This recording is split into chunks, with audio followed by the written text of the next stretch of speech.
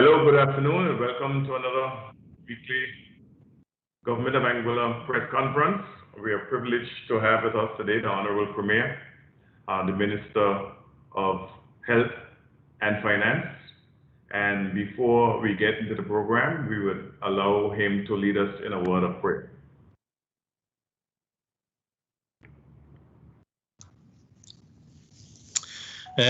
Good afternoon, all, and thank you, Minister. If we'd all bow our heads, please, and give reverence to Almighty God. Father in heaven, I want to thank you for bringing us here together, wherever we may be, and thank you for this technology that allows us to be together, even though there is distance between us. We ask that you bless us as we have this press conference today. Bless each one of the ministers, government assistants, and the technical staff. Bless the media. Help that everything we do and say would bring honor and glory to you, and that you'd give us wisdom and understanding, guide us in our thoughts and our words today, dear Father, that it would uplift the people of Anguilla here and abroad. We ask that during this COVID time that you continue to look upon us. You brought us through a tough time, and you'll continue to be with us. We ask your continuous mercies.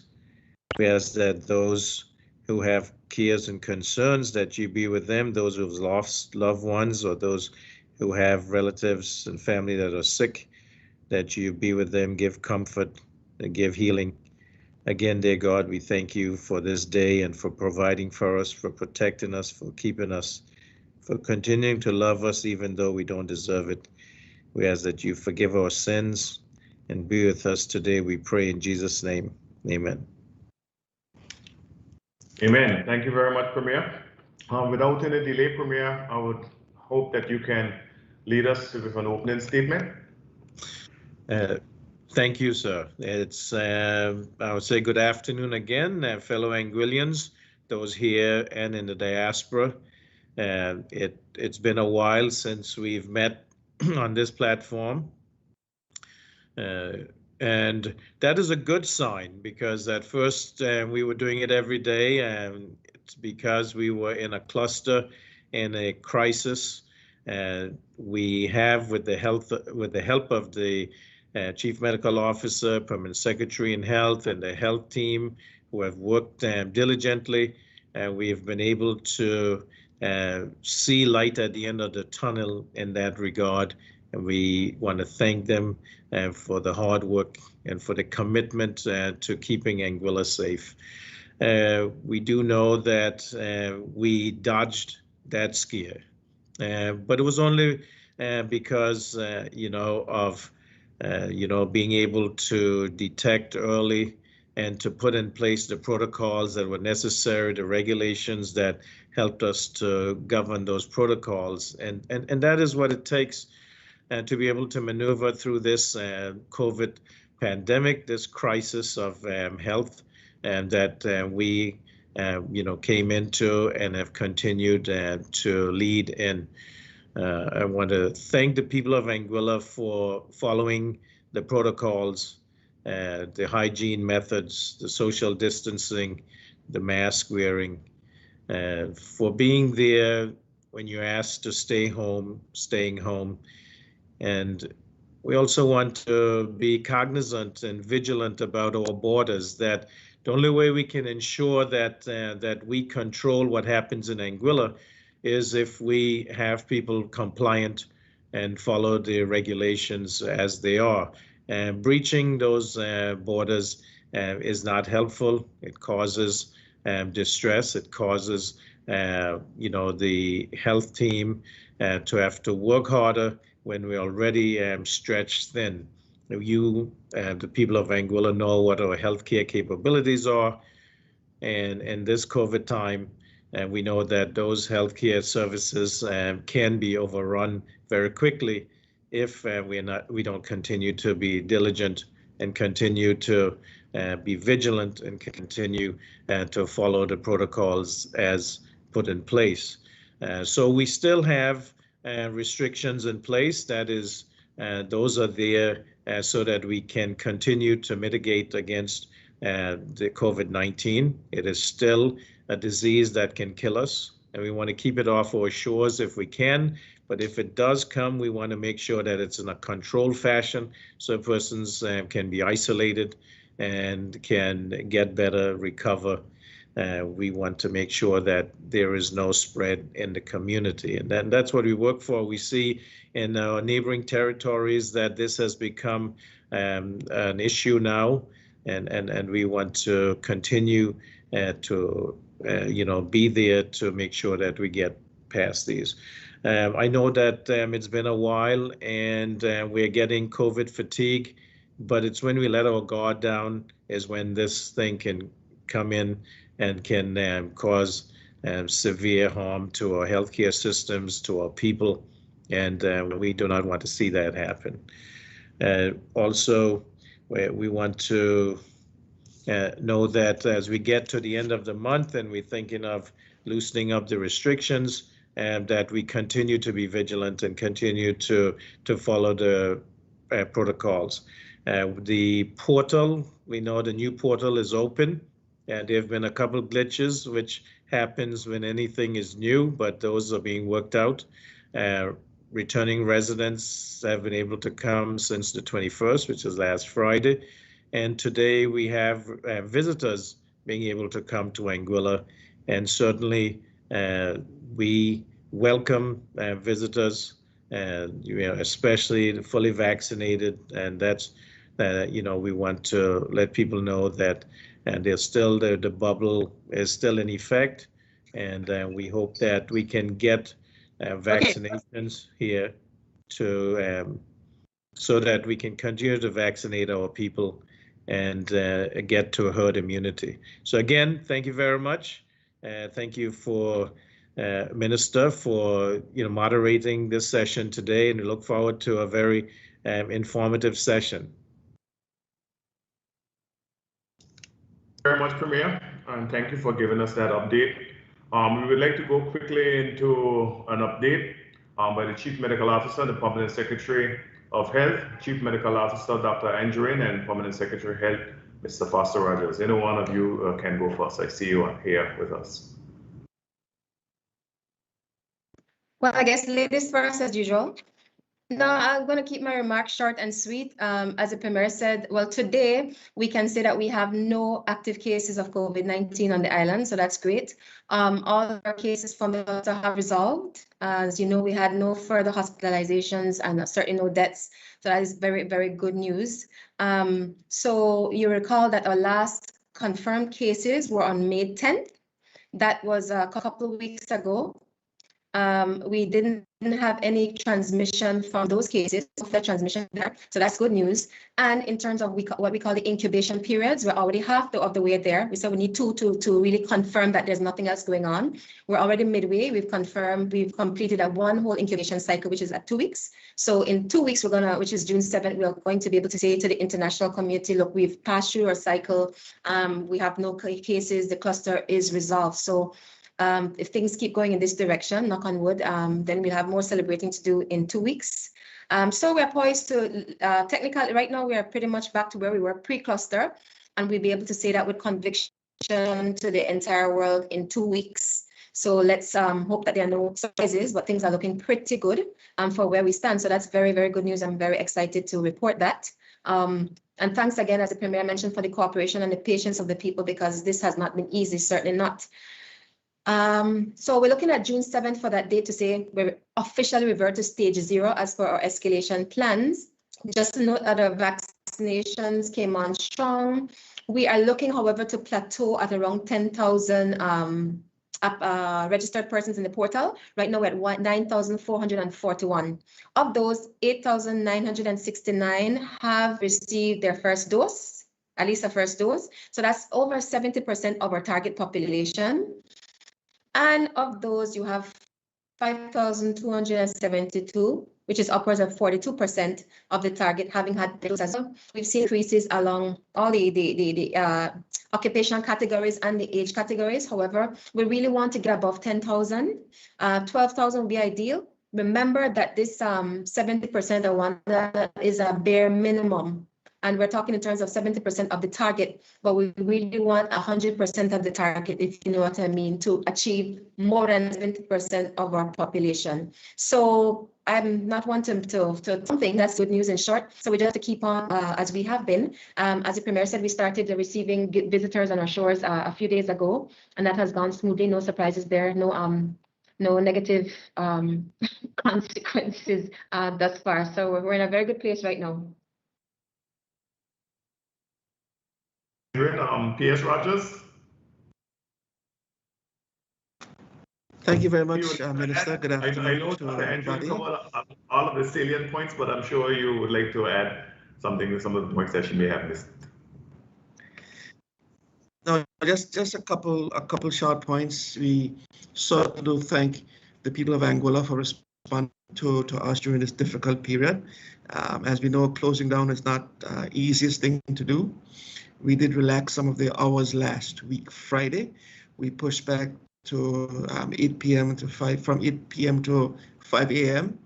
And certainly things keep going this way. By this weekend, again, we'll probably move things back further. So we are definitely moving in the right direction. We want to thank all Anguillians, all residents for their patience and for the understanding. With regard to the vaccinations, we certainly do encourage people to come out and continue. Those of you who have not yet had your first dose, please come out. We do have our staff at the park. We're now doing first and second doses at Webster's Park drive-through, so it's much more convenient now for everybody. And certainly as well, we want to encourage those who've had the first shot to make sure come back and do the second shot, because you're not covered until you have the second shot, and then until another 2 to 3 weeks have passed since having the second shot. So having the first shot is not the end of it. Having the first shot is the first step, but certainly encourage people to come back and get the second shot as well, so you can be fully covered. Thank you very much, Minister. Dr. Rogers, it's always a pleasure to have you with us, and your voice is a voice of comfort in these difficult times.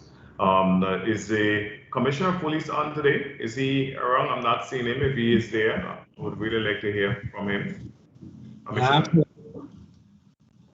Hello there, good afternoon. Thank you for having me back.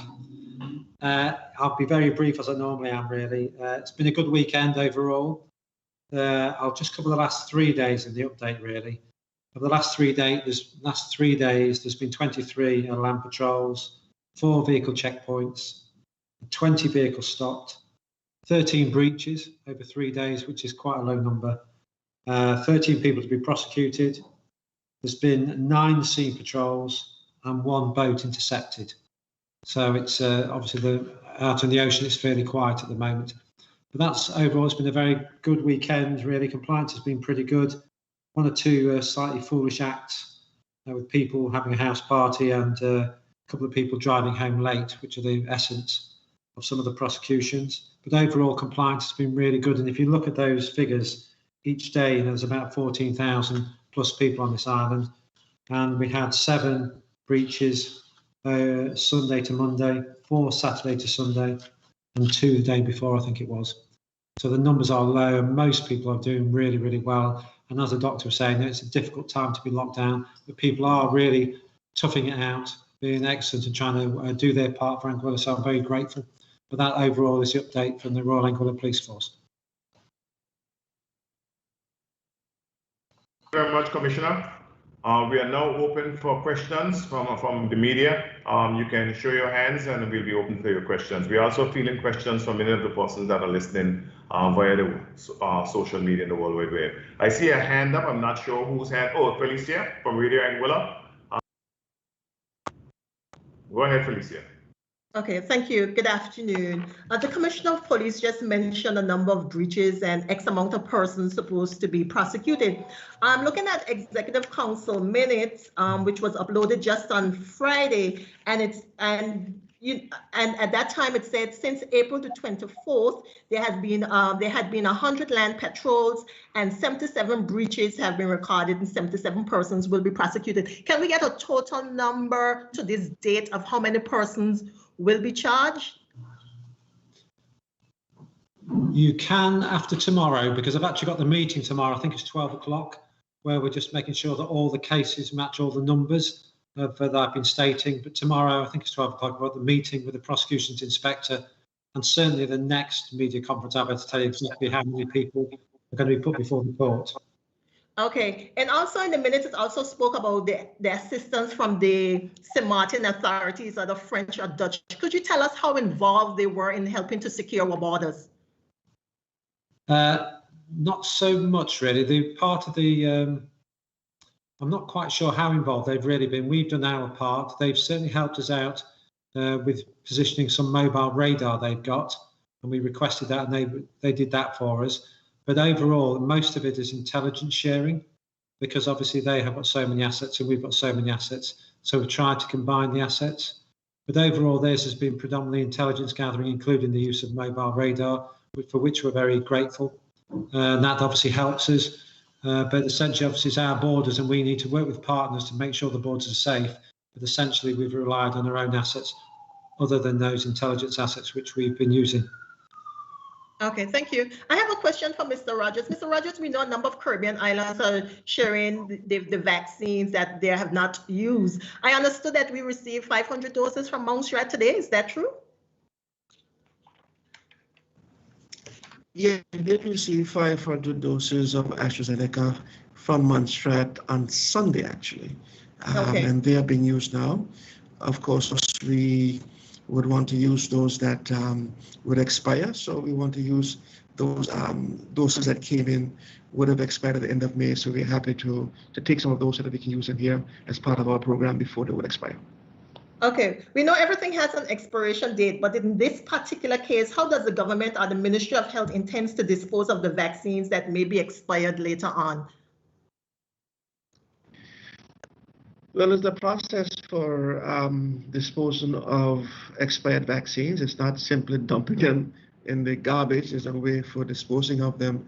And certainly the vaccination team here in Angola knows how to do that. We do it often. It's actually a way of disposing medication. Okay, cool. Thank you. Because I know in Malawi, I saw that they incinerated about 19,000. So I was just curious how we go about it here. Thank you very much, Felicia. We'll go to Brenda Carty of the Daily Herald, and then we go over to Class FM. Good afternoon. People who are fully vaccinated are now allowed to go to restaurants for sit-down service. I understand that the staff of those restaurants are all supposed to be fully vaccinated. So my question is, how is this being monitored?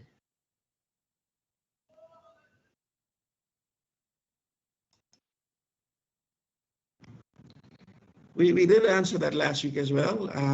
Based on the current regulations, all businesses are supposed to have a list, as it is right now, for patrons entering to indicate that they're vaccinated, and a list of names so we can do some contact tracing if necessary.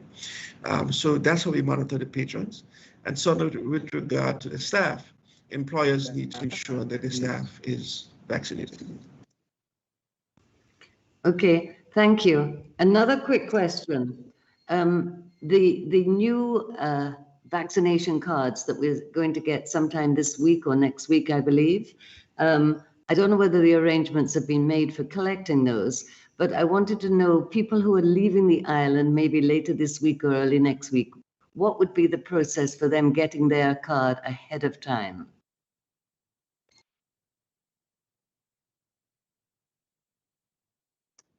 These vaccination cards involve a photograph, so I think you have to be present here to grant them. So we'll have to discuss that moving forward. When are they likely to be issued?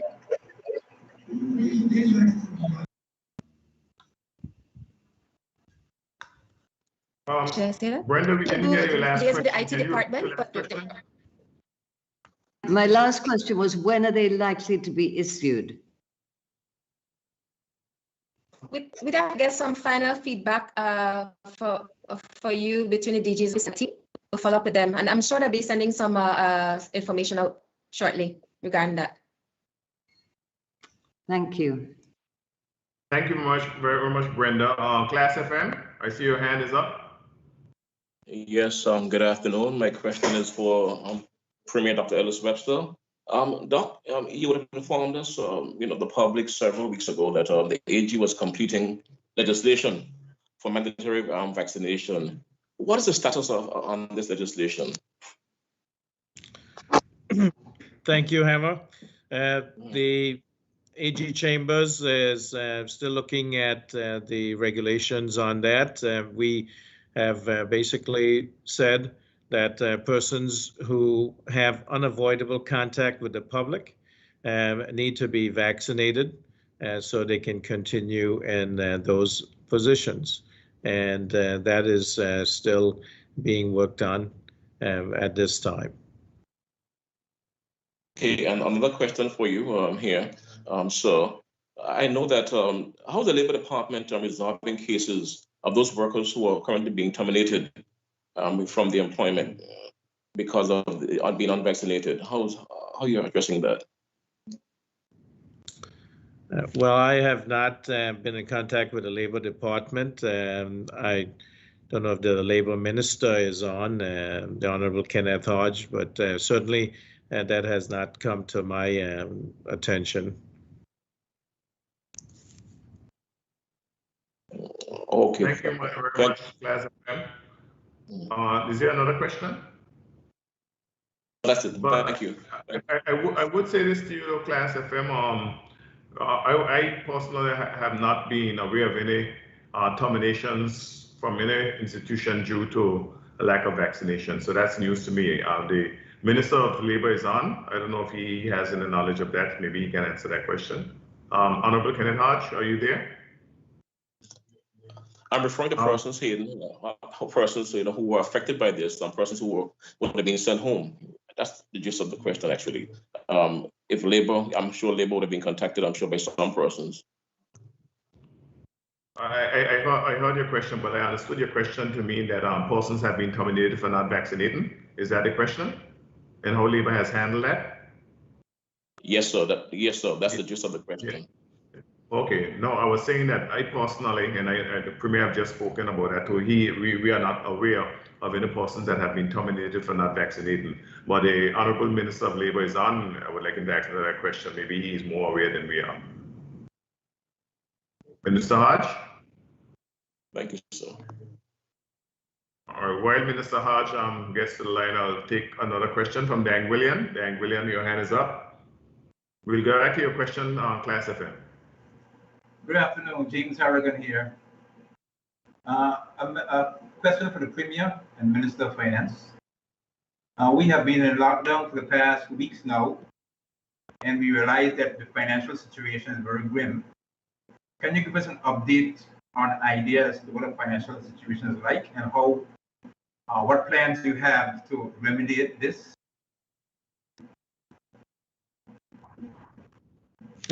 Thank you, James, for that question. Certainly, you would understand the situation is not good. We did not start out very good when we came into office in July 2020. And certainly with the pandemic on and tourism being our main industry, with the phased reopening that we've done and with the able assistance of the health team to get persons in as they did, keep the bubble going, we were able to get to limp through, I would say. Certainly, we have continued the unemployment assistance of $1,000 EC a month. I'm asking, the technocrats and the ministry to see how we can extend that, if there's funding available. We certainly know that we have financial problems in Anguilla. That is something that we are working with. And so I would say that the situation is grim. It's not dire, but we have to get back to our main economy so that we can have revenue coming into Anguilla. We have to be able to pay the public service for the service that they're providing. We also want to be able to make sure that there's work for hospitality workers and others, and that's what we're working on right now diligently. The Ministry of Tourism is again, advertising Anguilla as a safe destination, and I think that the work that has been done to protect against COVID during this just over a year, almost a year and a half, is something that is commendable, and we all in Anguilla should give a pat on the back and honk horns for the health team, which has done such a great service. With Four Seasons Anguilla opening today, I think it's the opening today. How do you see this opening affecting or impacting any plans for your financial recovery? Well, I think that I don't know that Four Seasons closed in between, but if they did in the opening today, that's great. What that does, it means that as visitors come to Anguilla, the accommodation tax will come in. That will help to put money in the consolidated fund so that we can utilize that for the services that we need to do. We can continue subventions to the health authority, water corporation. We can continue to provide services to the vulnerable, the elderly, and the very young. We can make sure that persons who have to go overseas for medical care, that can be paid for, and also provide, salaries for the, public servants that are doing the work of this country. And also, as I said, it will help to get our hospitality workers out so that they can also make a living.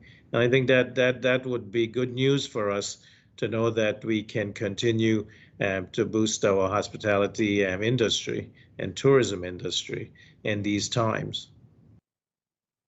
How aggressive or how versatile is the campaign or efforts of the tourism department to make an impact on tourism at this time? Minister, I think that's yours. Yeah, Minister. That question to me. How versatile or aggressive are you acting right now to make an impact on tourism?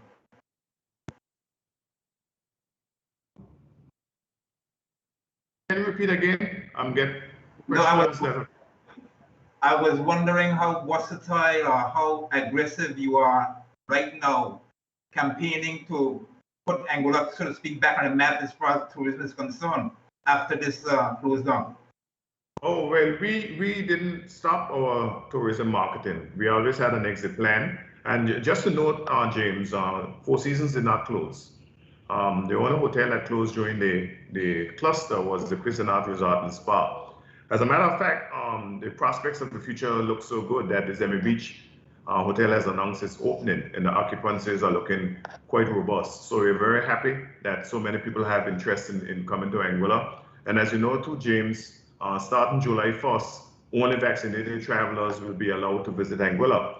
While it is locals, Anguillians, residents, can come to the island unvaccinated, only vaccinated travelers will be coming to Anguilla. So it says a lot that we have already served notice to the world that we are welcoming only vaccinated travelers, and the numbers are so robust. So it says that at least for the demographic that we try to attract to Anguilla, those persons are taking COVID very seriously. Okay, thank you, and thank you for the correction as well, sir. No problem. I see Don Hodge. Don, your hand is up. Yes, it is. Good afternoon, all. I have a couple questions, one pertaining to education, the other one infrastructure. But before I ask my questions, I'd just like to circle back to Brenda's comments about the staff in the restaurants and the response.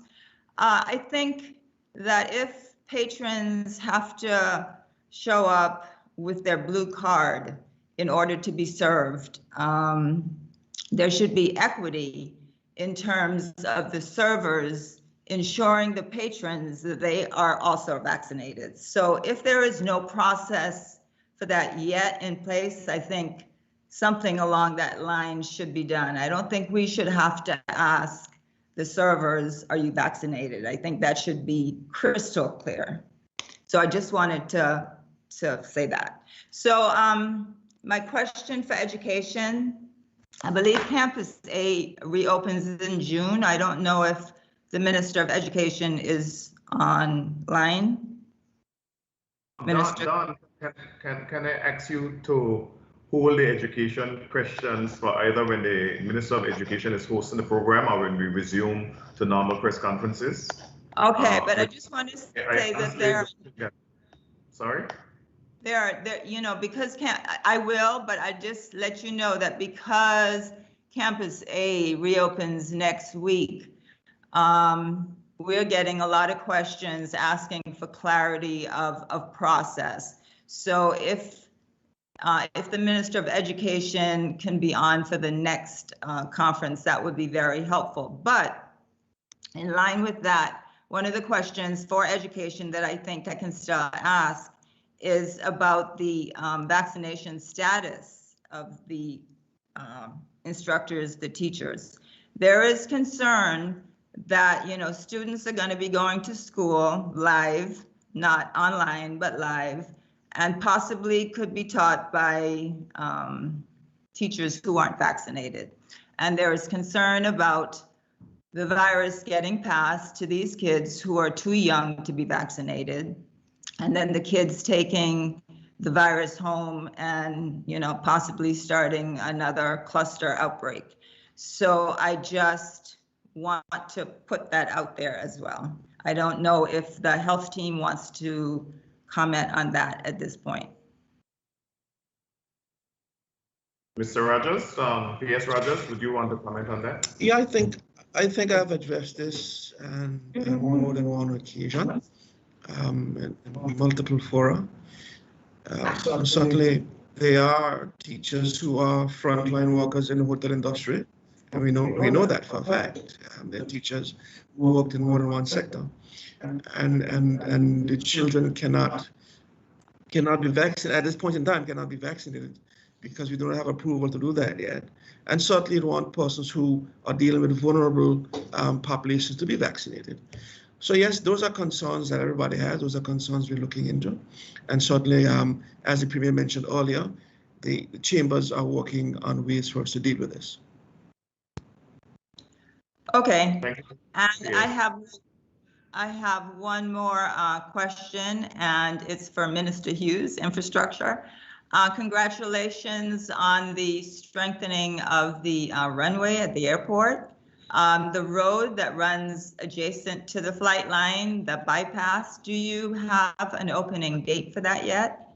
And if you do, Yes, I do. I can prematurely announce the opening date of the George Hill Bypass Road, and that will be 10 o'clock tomorrow morning.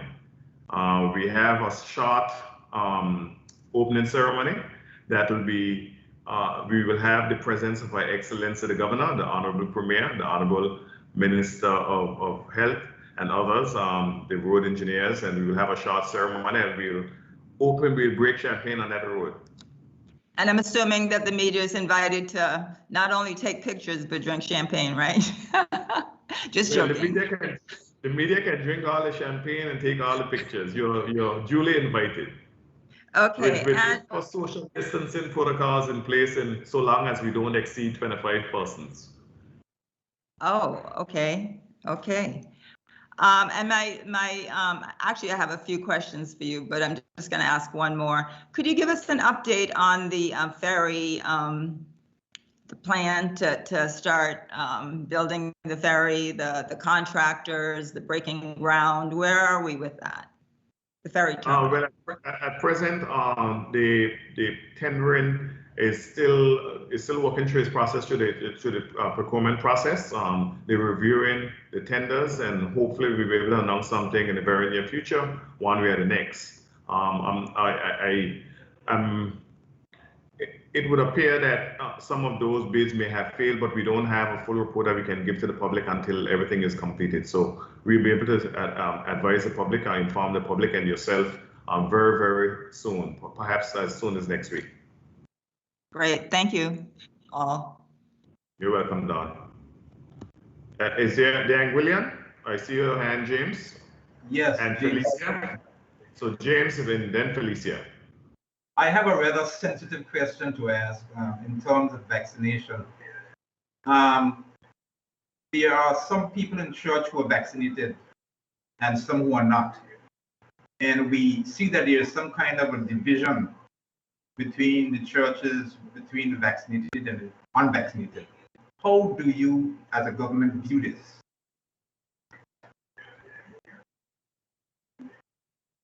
Foster? Well, I think at some point in time, once we get back to a status in the country where we're reasonably safe, that the virus is no longer amongst us, then we can make certain concessions. Then we're able to make some decisions with regard to persons coming together, whether they're vaccinated and not vaccinated.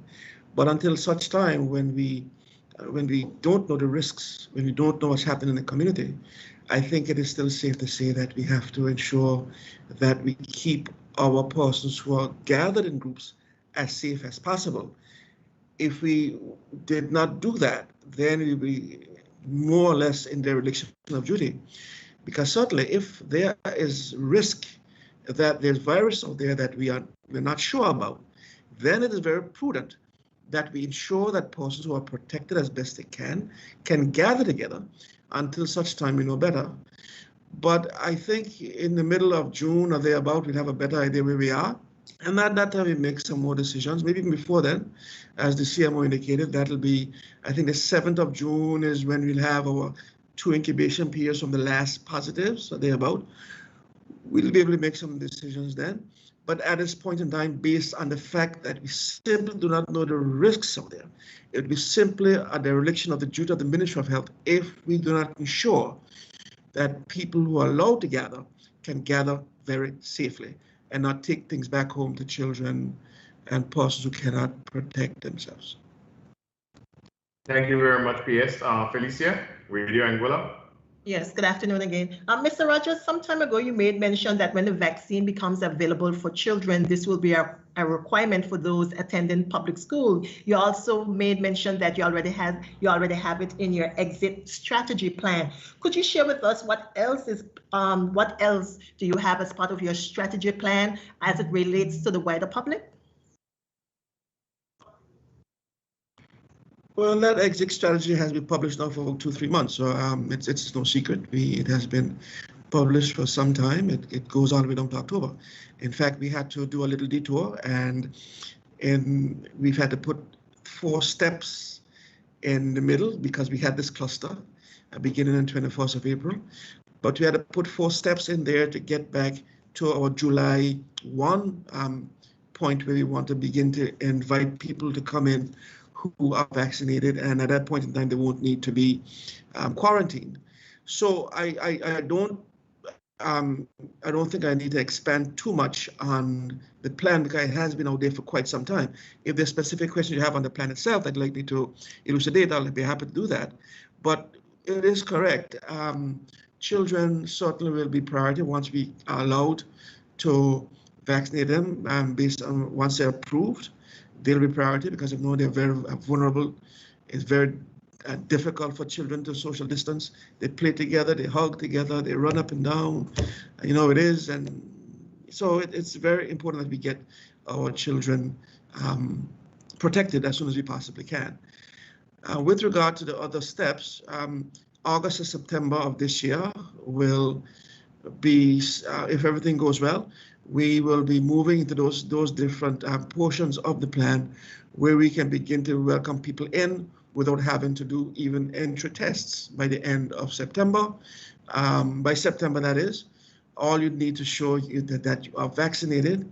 Once we have our vaccinations numbers here in Angola up to our levels, and the CMO spoke to that very lucidly earlier, if we can get up to our levels rather quickly, then having people come in who are vaccinated, we won't need to test them before they come. Once you can prove you're vaccinated, you come to Angola. Once our numbers are up, including anybody who can be vaccinated, then you're free to come to Angola. That's where we want to be. We cannot, in the normal year, we welcome over 80-something thousand persons to Angola through different, from different countries. We do not have the mechanism to be testing 80,000 people to come to Angola. We don't have the manpower, we don't have the testing capacity. So we have to get back to a point where vaccination is the way of allowing people to come to Angola.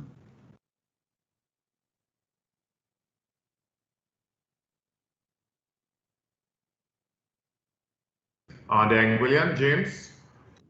Yes, is there a difference in time for closure of the local restaurants in comparison to the other hotel chain restaurants? Is there any difference in closing time for the restaurants? Well, typically, yeah, there's a little difference in closing time. Go ahead, PS. Go ahead, PS. Go ahead. Yeah, there's a little difference in closing time for bubble restaurants that are on property that are certified. They are allowed to go up to, I think it's 10 o'clock, because they are basically quarantine restaurants. Those people are not allowed to leave the site. They are in, and we always try to explain to you that the bubble is basically a broader system of quarantine.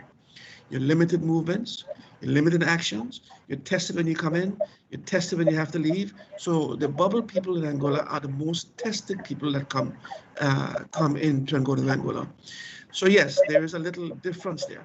In Angola, in the general public, currently, other restaurants have to close at 7 because those people are not restricted. They can move about Angola, they can go from Wailer Harbor to West End, they can go to different families and so forth. So there's a little difference which we recognize.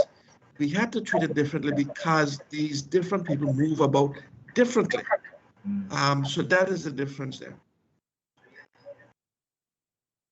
Thank you, PS. PS, I have a question from a driving instructor who is asking if once he is wearing a mask and the trainee is also wearing a mask, if it's okay to do driving instruction.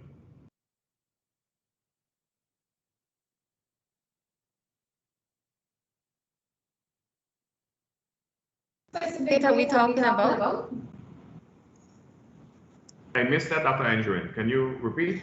I was asking if you what specific dates, because remember we're planning to move towards restriction of movements, gradually restricting movements within a week or so.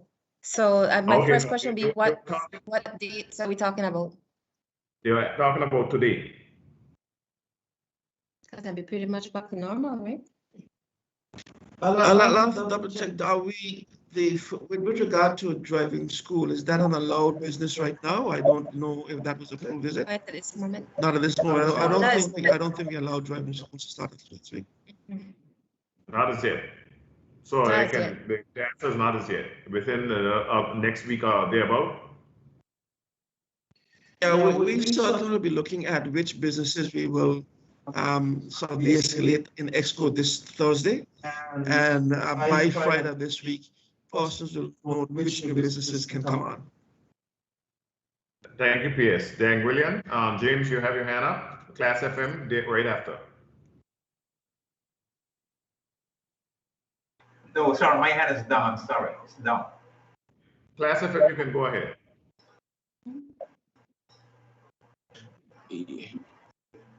Yes, good afternoon again. Minister of Tourism, maybe you can answer the question for me as relates to the recent discussion here in Angola about legislation relative to the labor law. Persons would have reported to us that coming out of a meeting, a recent tourism stakeholders meeting, that there would have been some amendments. Can you speak to me about that a bit? Are you aware of that? I thought that what came out of what was discussed on Class FM relating to the recent stakeholders meeting was a misrepresentation of the facts. I thought it was a total misrepresentation of the facts because that discussion in that form did not occur. What happened is the question was raised as it relates to mandatory vaccination in legislation.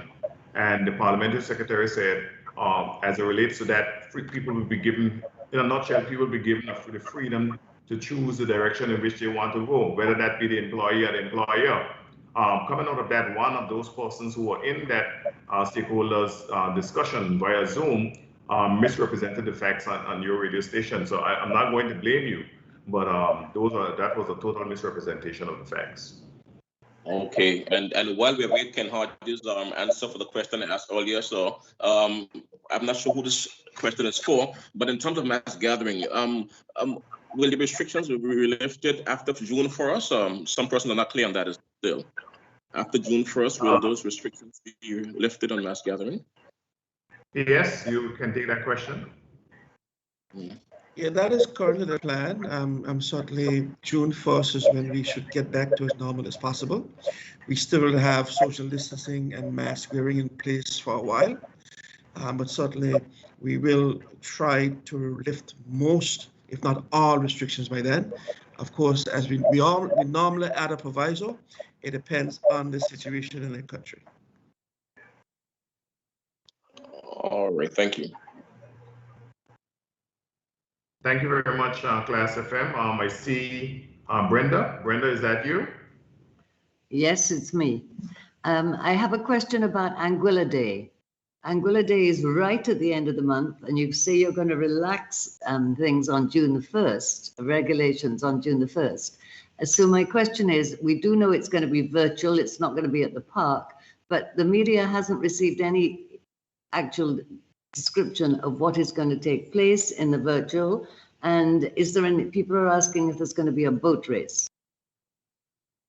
Certainly, the Premier, can you answer that question? I was about to answer it, but I think that question was for the panel. Go ahead, Premier. Well, I'll say yes, Anguilla Day will be virtual. There will be no boat race for Anguilla Day, given the conditions as they are. And as the Permanent Secretary said, we are working to get to the 1st of June where we can lift most of the restrictions, and that is the plan right now. Thank you. PS, you have anything to add? No, I would just like to confirm, Premier, that I think we have been very, very fortunate that we be able to get this far. I don't think, and I do think that people realize how close we were to a national catastrophe. But certainly because of the quickness of the community to respond, we have gotten to a point in about a month, it's just about a month now, where we're able to contain the spread of the cluster through the hard work of members of the health team, but also through the response of the community, the response of the public. And I want to thank them so much. We still are keeping our eye on stuff, and we still don't want to take our eye off the ball. That is why we are not having too many big things for Anguilla Day. We still have our eye on a long game, and we want to make sure that we finish out the month very safely and on a very low-key note, so that when June comes, we can be well on our way to welcoming people back in July for a better summer and then a better new season in the fall. Yeah, PS, I just want to say it shows how vulnerable we are and how quickly this can happen. As you know, a month ago, there were 3 cases and quickly they escalated. And I too want to thank the public and I want to thank everyone who was involved, the government of Anguilla, the Premier and his stellar leadership to ensure that this was contained and put to rest. We can say that we have no known cases, but that does not mean that we don't have any cases. So we still have to be vigilant in the interim. So I just want to thank everybody, including the general public, for their participation, because without them, this could not be possible. And I feel proud to be an Anguillan today.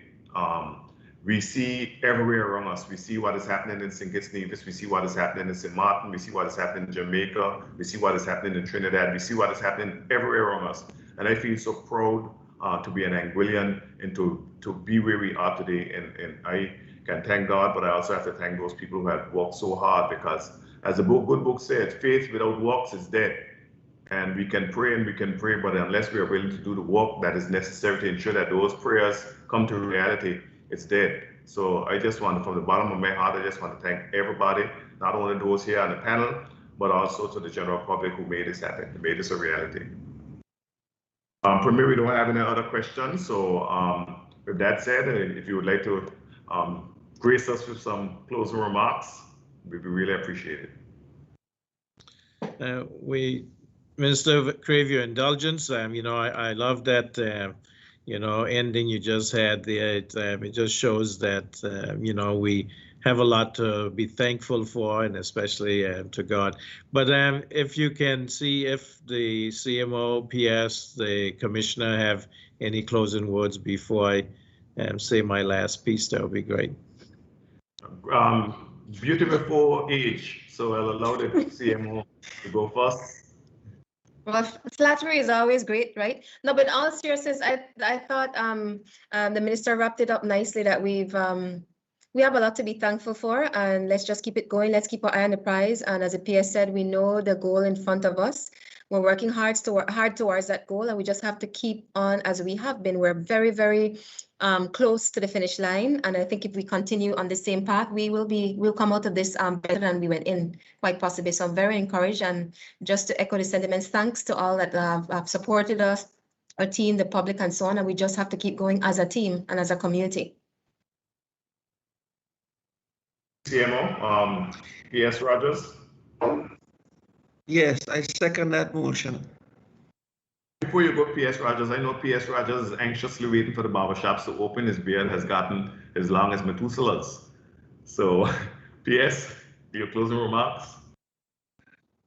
Yes, so thank you so much. Yes, I do miss my weekly therapy session. You know, a barber is more than someone who cuts your hair. A barber is someone who listens to your troubles, and you talk with them. And certainly, as human beings, we want to get back to where that was.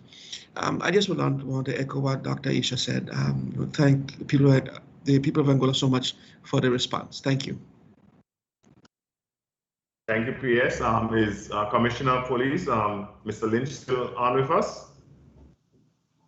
Yeah, I'm still here. I can't say anything more than really everybody else has said. It's just been, from my eyes, as somebody who's just come to Angola, it's been a fantastic effort by everybody, and you really have missed, as Foster says, you missed the bullet. Really, it's been an amazing piece of work by ourselves, by the health team, by the public, by the Prime Minister, by the Premier. It's been excellent. Really impressive piece of work to watch. Thank you very much, Mr. Lynch. Hopefully it'll be Prime Minister in Juala. Premier? I knew you would jump on that one, Minister, because you know you are the proponent of independence for Anguilla, and certainly it's a aspirational on our part. You know, I definitely want to say that the effort is commendable by everyone involved, and we've been getting calls. In fact, the minister knows that we've been in touch with the government in St. Martin. Just yesterday, we were on with the ministers and the leaders of the monetary union, and from the OECS, and it just shows that they are looking to us for and asking, you know, how we handled the situations we were in as the numbers are rising in their countries, and it just you know, it brings pride. As the minister said, he's proud to be an Anguillian at this time, and so am I. And you know, I too, just from the bottom of my heart, want to thank the health team for the yeoman effort that they've put in, for the Royal Anguilla Police Force, for, you know, the border patrols and border security that they're providing. Certainly, we know that this is not easy to do. It's not easy for even for people to stay in one place, but So far, I can say that the majority have followed the protocols, have followed the regulations, have maintained, the social distancing, the mask wearing, have stayed at home, and that's the tough things that have helped us to get to this point. And I hope that we will continue to know that it is not because the regulations or the Constitution or the laws of Anguilla allow us to do things why we do it. We do it because the science and the epidemiology demand it, so that we can be in this place where we are now. If we had not followed the guidelines, then we could have had a much worse outcome. And we only had 3 people hospitalized from the cluster of 78. Just imagine if this had got blown up and how many beds we would have needed. Hospital would have to be closed to anybody other than COVID patients. And we can't afford to be in that state. And so, again, I want to thank everyone for doing their part. We continue to do this together as patriotic, caring Anguillians. And as Anguilla Day comes up, the unity that kept the people of Anguilla at that time to have a successful revolution, I want that same spirit of collaboration, of cooperation, and of brother and sisterhood to guide us as we move forward. I want to thank you. Thank all who came out to participate, the media, the permanent secretary in health, the chief medical officer, the ministers that are on, and certainly the listening public. May God bless you, and may God continue to bless Anguilla. Thank you. Thank you very much, Premier. I believe our next scheduled press conference is next Tuesday at 3 p.m. That is correct, because Monday is a holiday, which is Anguilla Day, and then we'll go back to Monday afternoons at 3 p.m. Starting the following week. Thank you very much, Premier. Thank you all, and thank you to all the listeners. I'm sure there are questions that are on social media and suggestions, and we look to them as well and try to answer them as much as possible. Thank you again. May God bless you, and may God bless Anguilla. Bye-bye.